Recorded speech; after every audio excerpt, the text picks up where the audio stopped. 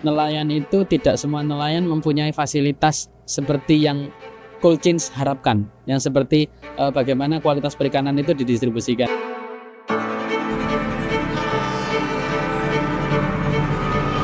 Nah, kenapa Polkur ini adalah yang mana Indonesia dibagi dalam 6 zona. Ikan nanti akan ditangkap di zona tersebut, didaratkan di zona tersebut, setelah diolah baru kembali ditransportasikan, didistribusikan di zona yang lain.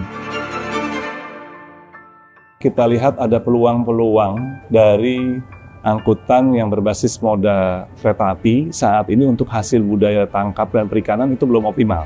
Nah, ini peluangnya ada. Nah, target kami adanya pertumbuhan yang cukup signifikan dari tahun ke tahun.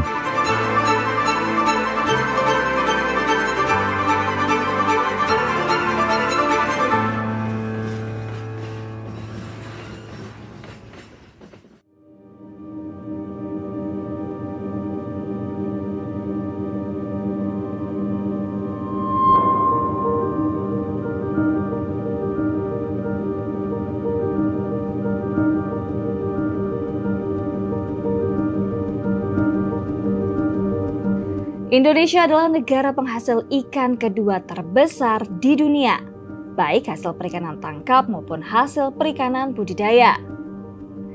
Ikan merupakan komoditas yang banyak diminati masyarakat sebagai sumber protein utama. Bagi miliaran orang di seluruh dunia, komoditas perikanan memainkan peran penting dalam memastikan ketahanan pangan global.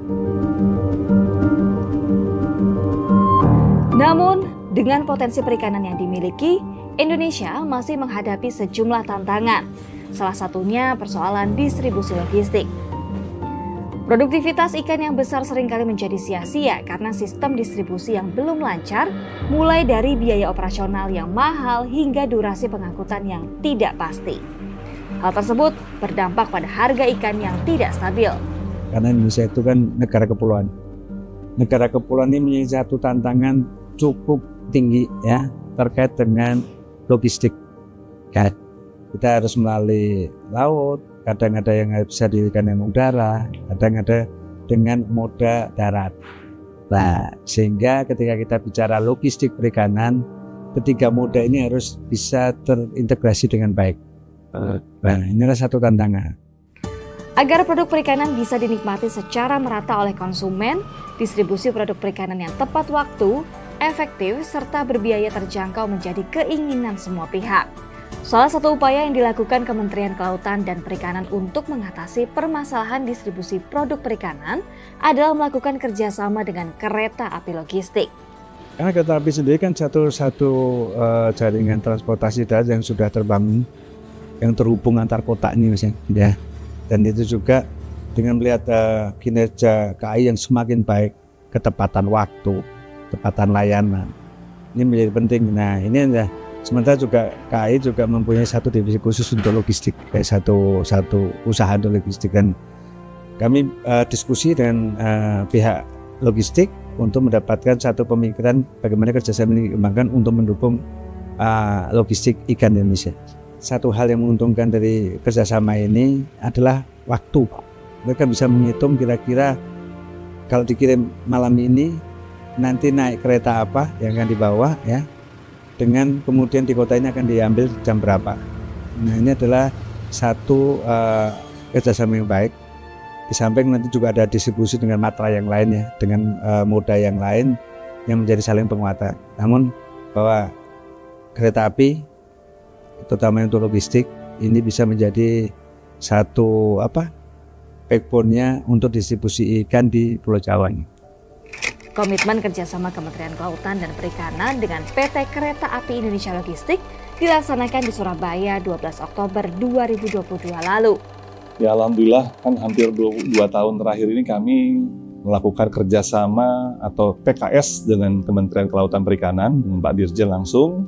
Nah, kebetulan dari hak aksi yang kita lakukan PKS ini turunannya kita harus bisa menjalankan. Alhamdulillah dengan support full dari KKP, dari Pak Dirjen, kita bisa melakukan kerjasama baik dengan UMKM ataupun pengusaha dari hasil budaya perikanan. Ya, seperti kita ketahui, angkutan atau perikanan itu merupakan program strategis dari pemerintah juga. Karena seperti kita ketahui kebutuhan perikanan bagi masyarakat saat ini belum terpenuhi secara merata. Nah, kami dari salah satu perusahaan jasa transportasi berbasis moda kereta api, kami melihat bahwa potensi ini menarik, bahwa perikanan itu bisa kami bantu support untuk program pemerintah tersebut, sehingga distribusi pasokan dari hasil perikanan dan budidaya tangkap bisa lebih merata ke seluruh masyarakat, khususnya di Jawa. Kerjasama tersebut sejalan dengan program sistem logistik ikan nasional yang bertujuan membangun dan mengembangkan sistem manajemen rantai pasokan produk perikanan hulu hilir yang terintegrasi, efektif, dan efisien. Jadi di sistem logistik ikan nasional ini ada beberapa memang halus yang kita pikirkan, di mana sentra-sentra perikanan itu harus mendapatkan layanan terkait dengan distribusi hasil perikanannya, hasil tangkapannya.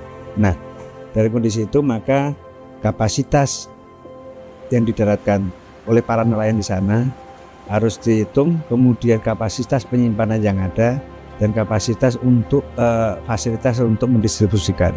Ketika kita bicara distribusi itu dengan kontainer, maka di situ ada fasilitas pelabuhannya sudah ada apa belum sih? Nah, kalau belum harus kita tambahkan dan semuanya. Nah, sekarang ada kebijakan yang perkembangan, karena kebijakannya adalah ini bermasalah bagaimana implementasi atau penerapan dari ekonomi biru. Maka kebijakan yang dicanangkan Pak Menteri adalah penangkapan ikan terukur. Nah, penangkapan terukur ini adalah bagaimana Indonesia dibagi dalam 6 zona. Ya, ikan nanti akan ditangkap di zona tersebut, didaratkan di zona tersebut, setelah diolah baru boleh ditransportasikan, didistribusikan di zona yang lain.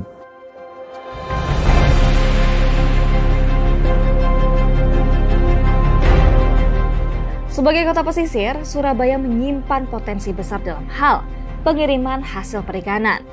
Pelabuhan Tanjung Perak merupakan pintu gerbang distribusi komoditas dari dan ke kawasan timur Indonesia.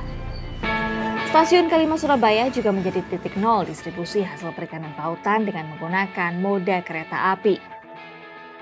Untuk program peningkatan distribusi moda, khususnya kita menggunakan moda kereta api untuk hasil budaya perikanan, pertama kita bisa mengembangkan kapasitas sarana. Nah, saat ini sarana yang dimiliki oleh kereta api Indonesia, khususnya kereta api logistik sebagai anak usaha, kita baru menggunakan kontainer river yang terbatas.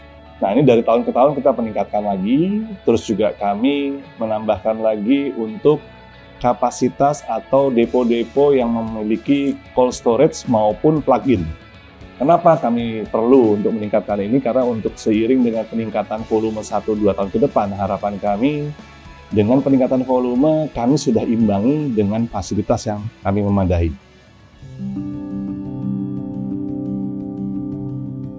Target kita di sini, kami ingin mengembangkan komoditas ya, artinya kapasitas angkut yang selama ini untuk 1 tahun ke depan, 1-2 tahun.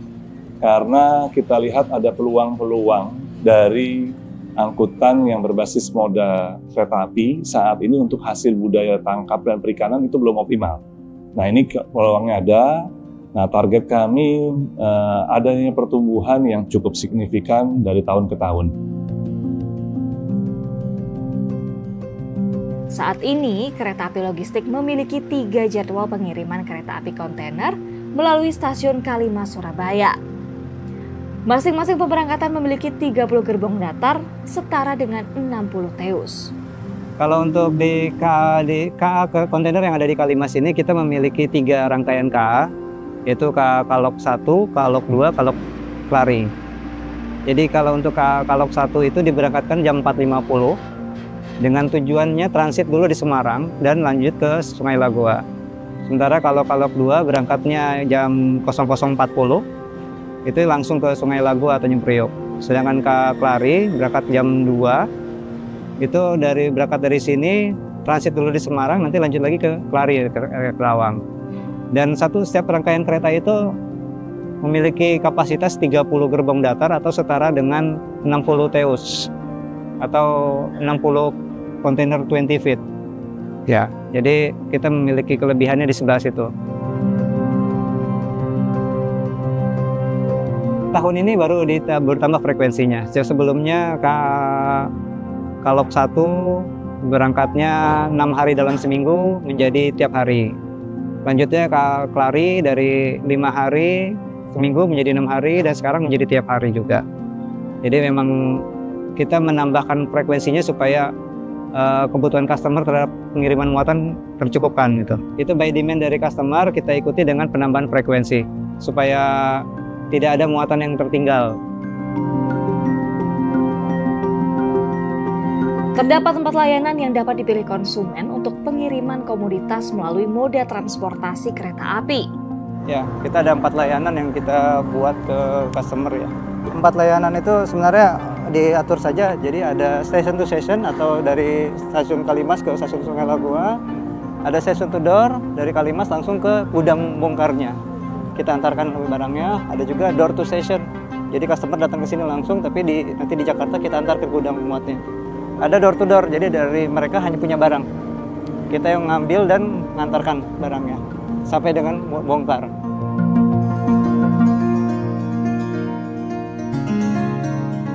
Oke, kalau untuk alur proses pemuatan, ini sebenarnya secara global hampir sama semuanya untuk kontainer ya. Di mana customer itu menghubungi customer service untuk menyampaikan mereka ada booking space. Mereka ada niat untuk mengirimkan muatannya, di mana mereka menyampaikan jumlah kontainer yang dikirim, jenis kontainernya 20 atau 40, dan isinya apa, komoditinya apa, perkiraan beratnya satu kontainer seperti apa, dan nomor kontainer jika ada.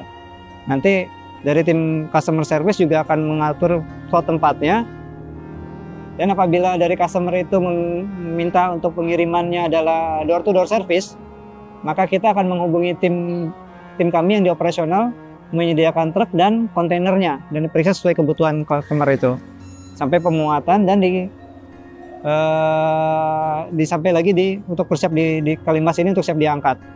Nah, pada saat mau diangkat ini sendiri ada bersama dengan Kalok, dengan KAI, bahkan dengan tim JO ini sendiri juga akan memeriksa kontainer ini terkait dengan pengunciannya, segelnya, jadi memastikan memang kontainer itu aman untuk diberangkatkan. Ya, pada saat itu sudah diberangkatkan pun juga otomatis by system akan menyampaikan informasi kepada stasiun tujuan dan kepada customernya bahwa muatannya telah diberangkatkan dari Kalimas. Nah, apabila memang ada muatan yang didoring, nanti di stasiun tujuan itu tetap lagi akan kebalikannya seperti di sini, di mana muatan akan diperiksa dulu oleh tim checkernya di sana, memastikan kontainernya sama seperti sebelum diberangkatkan. Tidak ada perubahan, tidak ada damage dan sebagainya. Baru nanti dia akan apabila memang itu diminta dikirim langsung ke gudang bongkar, itu akan kita kirimkan sesuai alamat tujuannya. Distribusi menggunakan kereta api ini diharapkan bisa lebih mendukung sektor kelautan dan perikanan serta para pelaku usaha, mengingat hasil perikanan adalah komoditas yang mudah rusak. Oleh karena itu, kereta api logistik melengkapi infrastruktur pendukung untuk komoditas perikanan dengan menghadirkan gerbong berpendingin khusus. Sambil menunggu waktu angkut, kereta api logistik juga menyediakan fasilitas plugging container river. Saat ini, fasilitas tersebut terdapat di Depo Sarwajala, Surabaya. Plugging container river ini menjamin komoditas ikan yang akan diangkut tetap segar. Seperti kita ketahui bahwa hasil ikan ini harus bisa dinikmati masyarakat dengan yang fresh. Nah, kebetulan untuk barang yang fresh ini, ikan ini harus kita jaga kondisinya. Nah, distribusi merupakan salah satu rantai pasokan yang harus kita support. Makanya di sini kami harus bisa menyediakan kontainer river biar menjaga hasil budaya perikanan itu dengan suhu temperatur tertentu yang dipersyaratkan dari pengirim. Nah, juga kami di stasiun muat dan bongkar, fasilitas kami menyediakan juga plug-in. Nah, ini untuk di terminal-terminal, karena tidak semua jam kedatangan dari tracking yang dibawa oleh pengirim, ini pada saat kereta tersedia. Jadi kami siapkan plug-in untuk kontainer yang sudah ada, dan kami juga menyediakan cold storage, artinya kadang-kadang dari hasil pertanian budidaya tangkap ini kan dikerjakan oleh perusahaan-perusahaan UMKM. Nah, ini kami tampung dalam bentuk cold storage.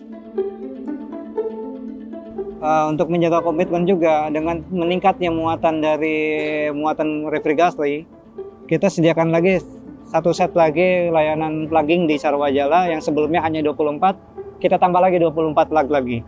Jadi untuk menjamin apabila muatan ini memang sedang peaknya, sedang tinggi-tingginya, masih bisa tercover dengan plugging yang ada di sana dulu sampai menunggu space yang tersedia. Jadi kalau yang sebelum-sebelumnya kan memang apabila space-nya tidak ada, ya terpaksa mereka harus menggunakan moda lainnya gitu ya.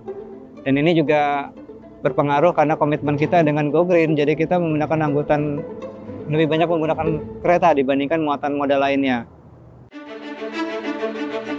Kementerian Kelautan dan Perikanan serta Kereta Api Logistik juga mengajak para pelaku usaha di jasa logistik bersinergi dalam mendukung distribusi logistik perikanan.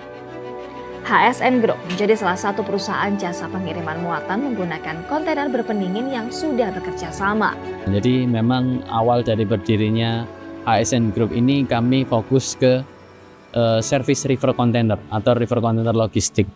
Kami dengan produksi perikanan ini kami mendukung untuk bagaimana cold chain-nya atau logistik dari perikanan ini bisa lebih baik nantinya.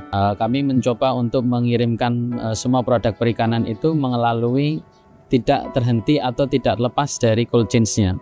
Mulai dari penggunaan thermoking di darat, kemudian penggunaan tracking yang kontainer yang disiapkan dengan genset, kemudian sampai di atas kapal ada teknisi, kemudian sampai ada pengawal untuk di atas kapal, sampai kemudian di darat pun kita juga distribusikan atau kita masukkan lewat kereta api, itu juga ada plug-nya.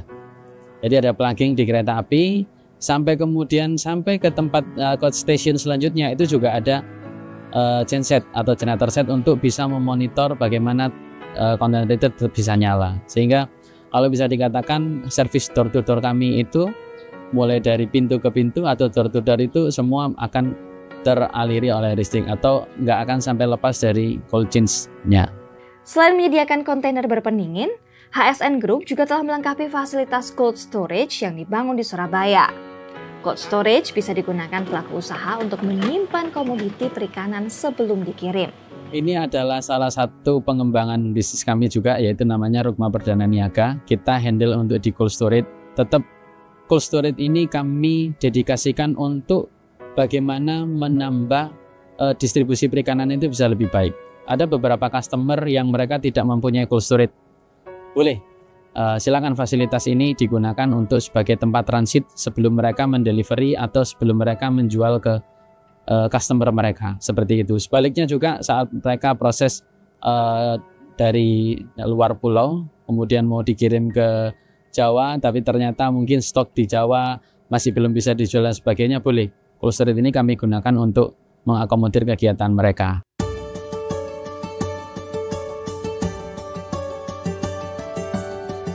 Jadi HSN ya, ini salah satu grup di Indonesia yang memiliki satu fokus usaha untuk mendistribusikan ikan di Indonesia ya. Ini perusahaan ini berkembang cukup pesat dan memang banyak sekali membantu bagaimana mendistribusi hasil perikanan.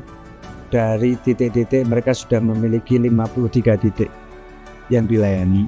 Dan hari ini saya diundang untuk melihat cold storage yang baru dibangun, yang sekarang beroperasi, yang ada di Surabaya ini. Ini adalah salah satu gudang beku di mana hasil perikanan yang sudah mereka daratkan di Surabaya kemudian disimpan di sini untuk distribusikan lebih lanjut. Ini adalah satu fasilitas yang mereka bangun dan menjadi satu upaya untuk memperkuat logistik perikanan.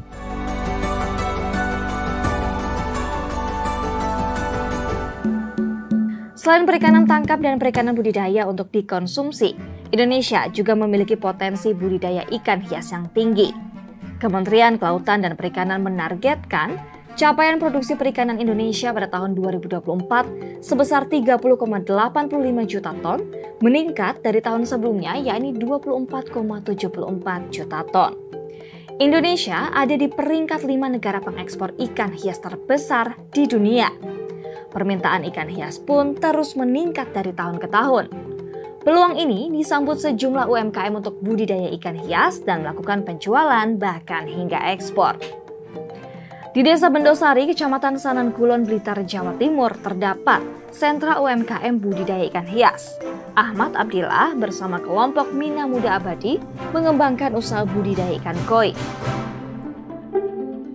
Kalau pembeli kita itu mungkin kebanyakan ke barat Mas ya, ke Jawa Tengah sama Jawa Barat. Itu paling banyak. Kadang lokalan juga ada. Kalau saya itu lebih fokus ke Kohaku, Sanke sama Soa. 3 ekor ini. Yang 2 itu mungkin Susui sama Kojaku. Jadi yang paling banyak permintaan itu 3 jenis di awal ini, Kohaku, Sanke sama Soa. Kalau Susui mungkin permintaan itu kita keluarin waktu besar. Permintaan banyak itu mungkin size 30 ke atas itu banyak permintaan. Kalau Kojaku juga ada, itu permintaannya juga sama Susui.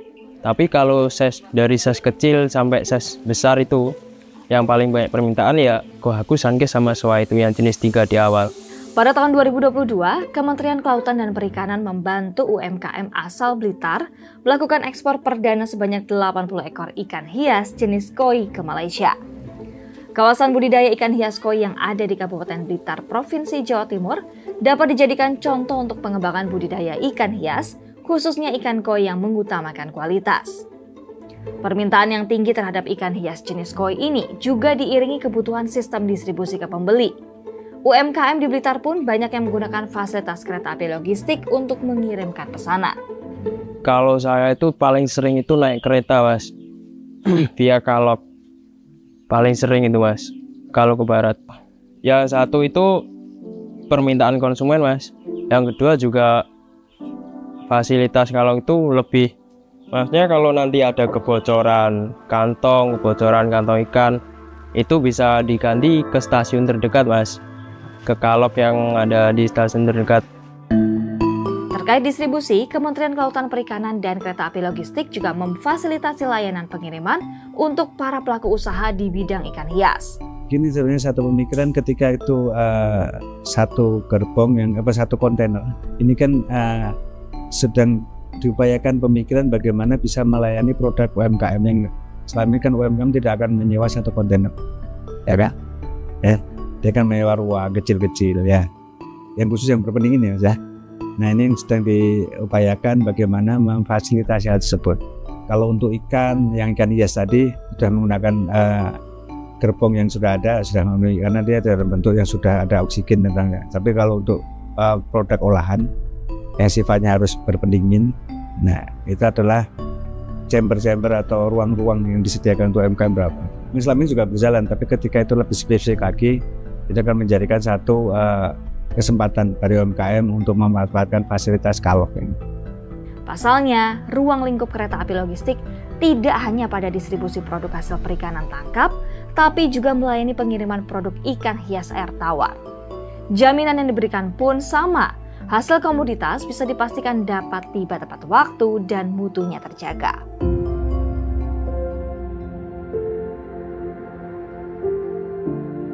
Distribusi komoditas perikanan melalui kereta api ini merupakan bukti nyata komitmen pemerintah dalam memajukan sektor kelautan dan perikanan. Tidak hanya mengantarkan ikan segar dengan lebih cepat, tetapi juga membantu menjaga kualitasnya. Suhu terjaga dan waktu tempuh yang lebih singkat meminimalisir kerusakan pada hasil laut, sehingga kesegarannya terjaga hingga ke tangan konsumen.